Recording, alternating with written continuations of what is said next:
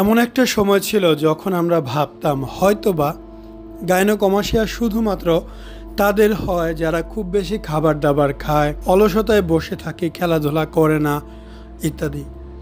আমাদের এই পেশেন্ট একজন প্রবাসী, অত্যন্ত খেটে খাওয়া মানুষ। প্রবাসে যারা থাকে তারা জানে কতটা কষ্ট করতে হয়। আমার বাবাও ছিলেন প্রবাসী, আমি জানি একটি প্রবাসের গল্প কি। সেই খেটে খাওয়া মানুষদের আসলে এই যে গাইনোকমাসিয়াগুলো হচ্ছে, এটা কোনো স্বাভাবিক বিষয় না। এটা একটা জেনুইন রোগ।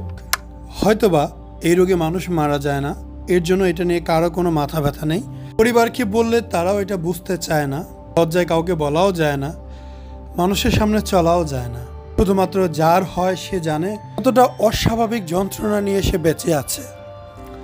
আপনাদের কাছে আমার একটাই রিকোয়েস্ট, আপনাদের আত্মীয় স্বজন পরিজন কেউ যদি এরকম প্রবলেমে থাকে, অবশ্যই তার সাথে হাসি তামাশা করবেন না। প্রয়োজনে তাকে একটু সাপোর্ট দিবেন, একটু চিকিৎসার ব্যবস্থা করে দিবেন। এই যন্ত্রণার মধ্যে আসলে কেউই থাকতে চায় না, কেউ থাকতে পারে না।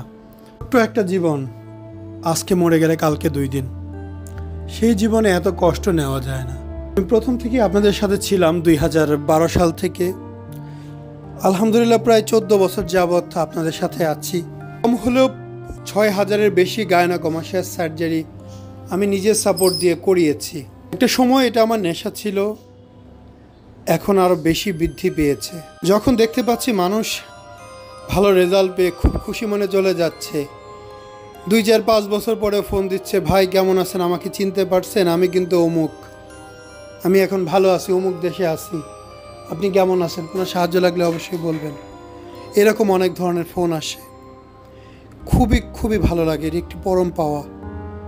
সবাই দোয়া করবেন, যারা এই সমস্যায় আছে তাদের পাশে দাঁড়াবেন, তাদের সাপোর্ট করার চেষ্টা করবেন।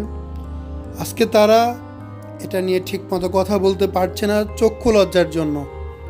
আজকে থেকে 12 বছর আগে আরও বেশি পারত না। ইনশাল্লাহ আগামী 12 বছরের মধ্যে বাংলাদেশে এটাকে একটা সাধারণ সমস্যা হিসেবে পরিচিত করিয়ে ছাড়বো ইনশাল্লাহ। মানুষ জানবে, বুঝবে, খোলামেলাভাবে কথা বলতে পারবে, এই রোগের চিকিৎসা নেবে। আসসালামু আলাইকুম, মোহাম্মদ শাকিল হোসেন বলছি। 2017 সাল থেকে আমরা গাইনোকমাসিয়া নিয়ে নিয়মিত কাজ করছি এবং ভিডিও প্রকাশ করছি। এই চ্যানেলে যারা নতুন এসেছেন, আপনাদের কাছে অনুরোধ থাকবে আমাদের এই চ্যানেলটি আপনারা ভালোবাসা দিবেন এবং সাবস্ক্রাইব করবেন। এবং যারা অলরেডি সাবস্ক্রাইব করেছেন তাদেরকে অসংখ্য ধন্যবাদ। আপনারা কমেন্টের মাধ্যমে আপনাদের মতামত জানাবেন। ধন্যবাদ।